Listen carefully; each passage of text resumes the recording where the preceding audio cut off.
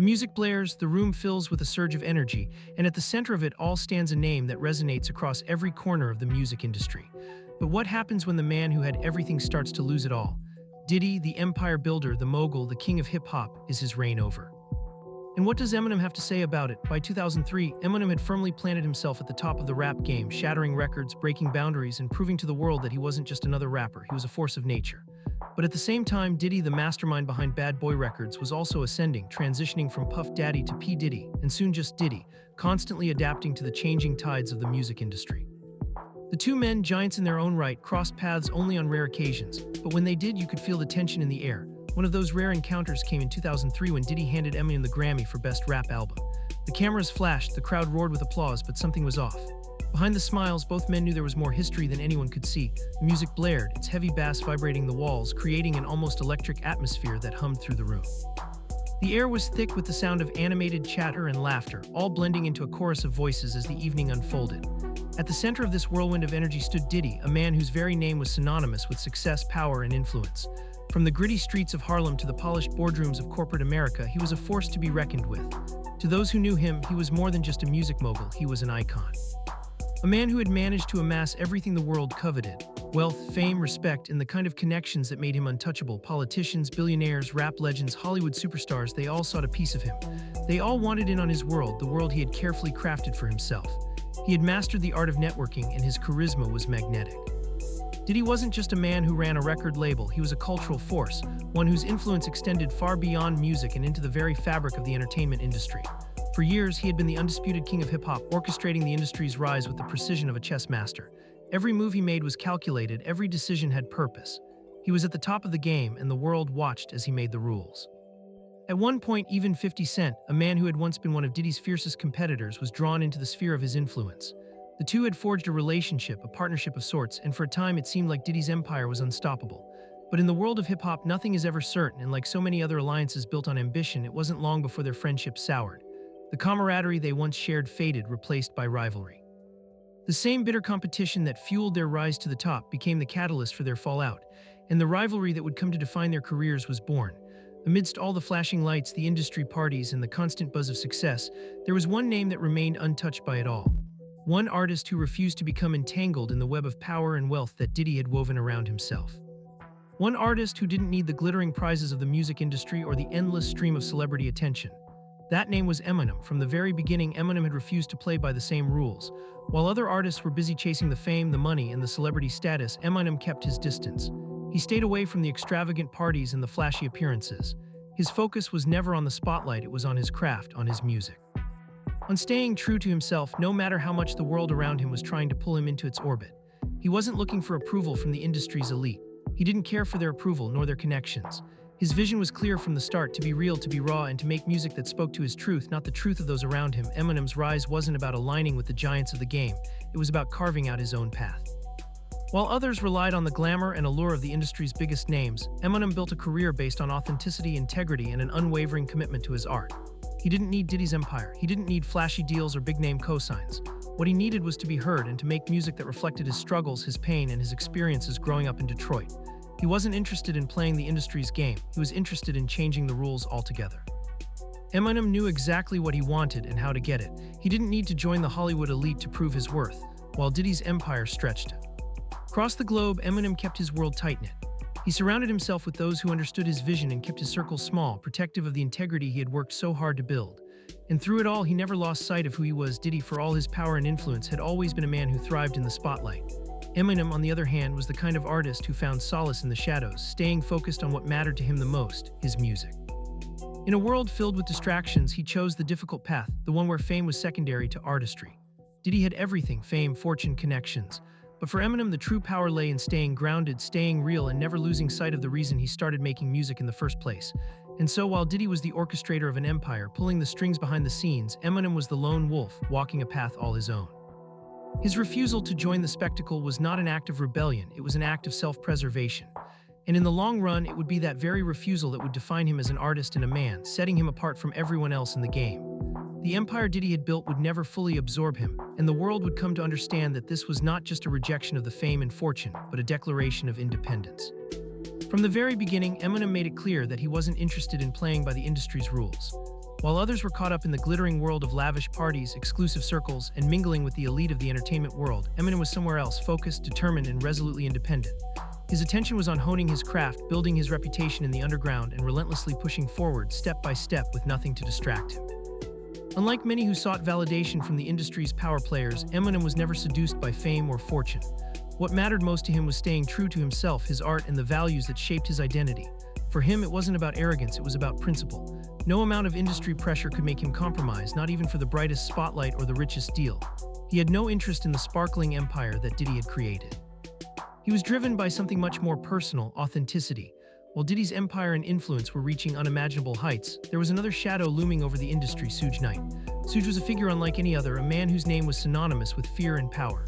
Behind the empire of Death Row Records, Suge held a grip over the West Coast that was absolute, a reign marked not just by success but by intimidation. He was the boogeyman of hip-hop, the man whose reputation made even the most hardened industry figures think twice before crossing him. His influence was built on fear, and he ruled his domain with an iron fist. People spoke of Suge as though he were untouchable, a legend who demanded respect through sheer force, but Eminem didn't buy into the myth. He wasn't afraid of Suge Knight. Where others saw a terrifying figure, Eminem saw nothing but another obstacle in his way. While the industry tiptoed around Suge, avoiding his wrath, Eminem took a different approach. He stood his ground. And it was during the filming of 50 Cent's iconic "In Da Club" music video that the tension between Eminem and Suge became undeniable.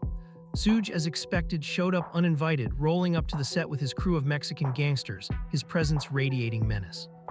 His very existence on set was enough to make the atmosphere thick with tension, a reminder to everyone that Suge still had power on the streets. But Eminem didn't flinch. While others hesitated, unsure how to act in the face of Suge's intimidating presence, Eminem walked straight into the lion's den. He didn't retreat, he didn't seek refuge behind security, he confronted Suge and his crew directly. This wasn't just a clash of egos or a confrontation between two powerful figures, it was a statement. Eminem wasn't just defending himself, he was asserting his place in the hip-hop world. This was about dominance, but not the kind achieved through fear or intimidation. Eminem wasn't going to let anyone, whether Diddy or Suge, dictate his future. His defiance wasn't just an act of rebellion, it was a declaration of independence. Eminem was there to stay, and nothing, not even Suge Knight, could push him out of the game. He had already made it clear, his journey would be his own, and he would carve out his legacy on his own terms without bending to the will of the so-called giants that towered above him. In an unforgettable moment of sheer defiance, Eminem did what most would have avoided at all costs. He walked out, stepping directly into the lion's den to face Suge Knight, the infamous figurehead of Death Row Records. There was no hesitation in his stride, no sign of fear in his eyes. The tension in the air was thick, the stakes high, but Eminem stood there unyielding, making it clear that no matter who was standing in front of him, whether it was a powerful mogul or a feared street figure, he was not going to flinch. This moment wasn't just another confrontation, it was a statement, one that would cement Eminem's reputation as someone who could never be intimidated, someone who didn't care about the street-level fear that others crumbled under. As the shadows of Suge and his crew loomed over the set, Eminem's calm resolve contrasted sharply with the tension that crackled in the air. While others on set might have feared for their safety, Eminem stood his ground. This wasn't simply a battle of egos, it was a test of who controlled the narrative in hip-hop. Eminem wasn't about to let anyone, especially not someone like Suge, tell him how he should move in the industry. He had already learned that in order to survive, he had to carve his own path, and he wasn't going to let anyone dictate the terms of that journey. This singular moment marked the beginning of his unshakable stance in the game, a stance that would set him apart from so many others in the industry who, for fear of losing everything, bent their wills to the whims of power. Eminem made his stance clear. He was not afraid, not of Suge Knight, not of Diddy, not of anyone. He had earned his place by being authentic, and he wasn't going to lose it by compromising for anyone else's approval. In the aftermath of this encounter, Eminem retreated to the studio, his mind racing with the emotions of the face-off. He quickly channeled everything he was feeling into a diss track aimed directly at Suge Knight. The words came easily, a direct shot across the bow of one of hip-hop's most feared figures. But as fate would have it, that track would never be heard in the way Eminem had intended. Dr. Dre, always the voice of reason and mentorship in Eminem's life, intervened. He knew just how dangerous Suge's influence was and how much power Suge held in the streets. Dre was deeply protective of Eminem, aware that this feud could escalate into something far more damaging than just a war of words. Dre advised Eminem to let it go, to keep his focus on the bigger picture. The last thing Dre wanted was for Eminem to get embroiled in something that could cost him his safety or his career. So the diss track sat on the shelf, unheard by the public, locked away from the ears of the world. However, as with most things in hip-hop, nothing stays buried forever. The track eventually leaked, and when it did, the world got a taste of Eminem's fury. Every word, every bar was a reflection of the simmering anger and frustration he had been carrying. It was raw, unfiltered, and unapologetic. Eminem's fury at Suge Knight was evident in every syllable, each verse more venomous than the last. It wasn't just a diss, it was a message to anyone who thought they could challenge him, especially those with the kind of power and control that Suge wielded. This track showed the world just how deep the animosity ran between Eminem and Suge Knight, and it solidified Eminem's place in the game as someone who would never be cowed by fear or power. This brought up a question that many in the industry were asking. If Eminem could stand his ground against Suge Knight, one of the most feared figures in hip-hop history, why on earth would he fear Diddy? The truth wasn't as straightforward as it seemed. Diddy wasn't about street reputation or violent intimidation like Suge. Diddy's power was different. His influence was rooted in the industry itself, in his ability to pull strings behind the scenes. He controlled the game not through fear, but through manipulation and strategic alliances. He had the ability to make or break careers, and he did it from the inside. Despite this, Eminem never once flinched when it came to Diddy. He had already made it abundantly clear he wasn't afraid of anyone, not even Diddy. In 2000, with the release of his Marshall Mathers LP, Eminem once again took a jab at Diddy. The line wasn't the most vicious he had ever written, but it was enough. It carried weight, a reminder that Eminem wasn't about to play nice with the elite of hip-hop. He wasn't interested in kissing up to anyone or joining the ranks of the industry's inner circle. For him, it was about staying true to his roots, his fans, and his craft. He didn't need the validation of people like Diddy to prove his worth in the game. In this moment, Eminem was telling the world that he didn't need anyone's endorsement. He didn't need the fame or the connections that came with Diddy's empire. What he needed and what he valued above all else was his authenticity. While others might have been looking for the next big deal or the next party to attend, Eminem was focused on his music. His vision was clear. He was going to build his legacy his way, on his terms, with no compromises. Diddy's empire and influence might have been vast, but Eminem had something far more powerful on his side: the truth. And as long as he stayed true to himself, no one, no matter how powerful, could take that from him. By 2003, Eminem had firmly established himself as one of the most influential figures in hip-hop, and his track record was nothing short of remarkable.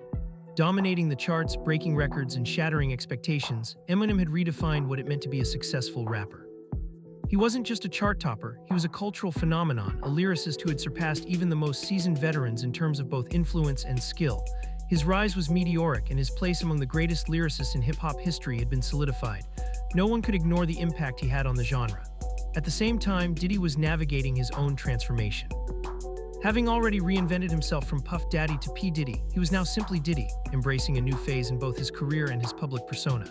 He was and still is a master of reinvention, always staying relevant, always evolving. But the Diddy empire remained ever powerful, entrenched in the world of hip-hop and far beyond it. While Eminem was breaking barriers, Diddy was maintaining his empire, not just as a mogul, but as an indomitable presence in the industry. Although their paths rarely intersected in any significant way, the few moments when they did stand in the same room were electric. Their relationship was complicated, born of mutual recognition but never based on friendship. One such moment came in 2003 when Diddy, in his role as a respected figure in the music industry, handed Eminem the Grammy for Best Rap Album. It was a historic night, one that marked Eminem's official coronation as a hip-hop legend, but Benny. The applause, there was something far more complex. As the cameras flashed and the crowd cheered, the smiles were forced, the handshakes polite, but there was an undercurrent of tension in the air. Both men knew that beneath the public respect was a web of competition, history, and unspoken rivalry. They were two powerful figures, but the lines between respect and rivalry had always been thin. Diddy, in an interview with Rolling Stone later that year, praised Eminem's talent. He admitted that despite their differences, he considered Eminem one of the greatest MCs to ever touch a microphone. In the public eye, this was a moment of professional acknowledgement, a sign that despite their divergent paths, they recognized each other's power and impact on the genre. But that public praise did little to quell the simmering animosity that had built between them. It wasn't enough to erase the underlying tension, the sense that there was always something more behind the veneer of respect. Their relationship was built on mutual recognition but lacked the camaraderie that exists between true friends or allies. For Diddy, Eminem was a competitor, and for Eminem, Diddy represented everything he had resisted in his climb to the top: the industry machine, the glamour, and the manipulation. As time passed, the tension between the two men only grew, and in 2015, old wounds were reopened when a documentary accused Diddy of ordering the murder of Tupac Shakur. The allegations were explosive, reigniting one of the most controversial and enduring mysteries in hip-hop's history. The claims that Diddy had been involved in Tupac's murder sent shockwaves through the hip-hop community, dragging Diddy's name back into the light in a way he couldn't avoid. The connection between Tupac's death and Diddy's own empire was something that had been whispered about for years, but now it was being thrust into the public eye with renewed force. The documentary was only the beginning. Shortly after, 50 Cent, never one to shy away from stirring controversy, echoed the claims, dragging Diddy's name back into the fire. 50's involvement added another layer of intrigue to the conspiracy, and soon hip-hop forums and social media were buzzing with renewed speculation. It wasn't just a media moment, it was a resurgence of old tensions that had never fully dissipated. Eminem, never one to remain silent when it came to issues of respect or rivalry, responded in 2018 with the release of Killshot, his infamous diss track aimed at Machine Gun Kelly. The track was sharp, biting, and full of venom, but what caught many listeners off guard was a subtle reference to Diddy. It wasn't overt or explicit, but it was there, embedded in the lyrics. At first glance, the line seemed innocent enough, just another jab in a long-standing history of lyrical back and forths. But for those who were paying attention, it was a direct shot. The implications were clear. Eminem was still holding on to that old animosity with Diddy. The release of Killshot ignited an online frenzy, with fans and critics alike dissecting the track and speculating on its deeper meanings. It was like opening a door to a room that had been locked for years. And once the conversation started, it couldn't be undone. However, the real bombshell came in 2020 when an unreleased verse of Eminem's leaked online, sending the hip-hop world into a tailspin. The verse, which was initially recorded for a remix of Conway the Machine's track Bang, was direct and unfiltered, calling out Diddy's media company, Revolt TV. Eminem didn't mince words. He went after Diddy and his empire with sharp precision. The leak reignited the long-standing tension between the two, reminding the world that the rivalry was far from over. Eminem's lyrics were raw and unapologetic, a reflection of his frustration with the media and the hip-hop elite, including Diddy. The timing of the leak couldn't have been worse for Diddy. His reputation was already in a fragile state, and Eminem's words only added fuel to the fire. But as quickly as the verse exploded onto the internet, Eminem attempted to backpedal. He took to Twitter, posting a statement clarifying that the verse was never meant to go public and that he didn't intend to escalate any tensions with Diddy. Despite Eminem's attempts to downplay the situation, the damage had already been done. The verse, now out in the open, was a stark reminder of the unresolved issues between the two men. Fans couldn't help but wonder if there was more to this back and forth than Eminem was willing to admit. Was this just a momentary lapse, or was it a calculated move to reignite the fire between them? Regardless of Eminem's intentions, the leak reignited the conversation around Diddy and Eminem's complicated relationship. It was clear that despite years of silence, the rivalry had never truly gone away. The tension between them had always been there, simmering just beneath the surface, and it seemed that no amount of time could change that. However, the tension that had lingered between Eminem and Diddy for years didn't fade into the background. Instead, by 2023, it became more pronounced as Diddy's empire began to unravel. Smooth facade of success that had kept him at the pinnacle of the music industry was beginning to crack. The once invincible mogul was now facing a cascade of allegations that painted a chilling portrait of his actions behind closed doors. Accusations of abuse, control, and manipulation emerged from multiple sources, shaking the foundation of his empire. The most significant blow came when Cassie, his ex-girlfriend, filed a lawsuit that described years of physical violence and emotional torment. This lawsuit wasn't just a personal matter, it was a public reckoning. The details in her claims stunned the entertainment world, as Diddy's once pristine reputation slowly unraveled in the court of public opinion. The man who had once been a revered mogul was now the subject of legal scrutiny and public outrage, but the drama didn't stop there. In a bizarre and shocking turn of events, Keith D., a figure who had been long tied to the mystery surrounding Tupac Shakur's murder, was arrested. Keith D. had been vocal about his involvement in the saga, and he had long claimed that Diddy had played a role in the death of Tupac. His arrest sent shockwaves through the hip-hop world, resurrecting old rumors and theories that many thought had been buried forever. This wasn't just an isolated incident, it was the spark that reignited the controversy around Tupac's death, and it dragged Diddy's name back into one of the most infamous chapters in hip-hop history. With each passing day, Diddy's empire continued to crumble, as his personal life and his business dealings were thrust into the spotlight. In the midst of this chaos, Eminem, ever the provocateur, didn't hold back. He had watched from the sidelines as Diddy's world fell apart, and with the release of his album The Death of Slim Shady, he took another shot at the fallen mogul. This time, however, Eminem's approach was far more personal. He didn't just throw in a few lines aimed at Diddy, he went deeper, taking aim at the very core of Diddy's empire. It wasn't just about calling him out, it was about dissecting the myth that Diddy had built around himself. Eminem wasn't interested in simply poking fun at Diddy. He wanted to tear down the image of the man who had once ruled hip-hop with an iron fist. For years, Diddy had been seen as untouchable, a man who had built a vast empire through sheer force of will. But Eminem, never one to hold back, used his lyrical skills to peel away the layers of Diddy's carefully constructed persona. The diss wasn't just an attack, it was a statement. Eminem was making it clear that he had never been fooled by the facade of power and influence that Diddy had built over the years. As Diddy's empire crumbled, Eminem's words hit even harder, like a reminder that while Diddy had ruled the hip-hop world for so long, his reign was now coming to an end.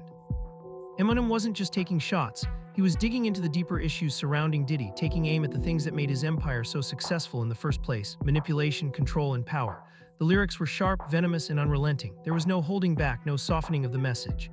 Eminem was going for the jugular, and with each verse, he peeled back the layers of Diddy's carefully constructed public image. What had once been a towering empire was now exposed as something far more fragile, held together by strings that were slowly being severed. As Diddy's personal and professional worlds collided in a public spectacle, Eminem's words became a symbol of the changing tides in hip-hop. The world was watching as one of its most powerful figures was brought to his knees, and Eminem, never one to shy away from controversy, stood firmly in his place, delivering the kind of lyrical blow that would echo for years to come. But wait, what do you think? Did Eminem's disses go too far, or did he do what the industry was too scared to do? Drop your thoughts in the comments below.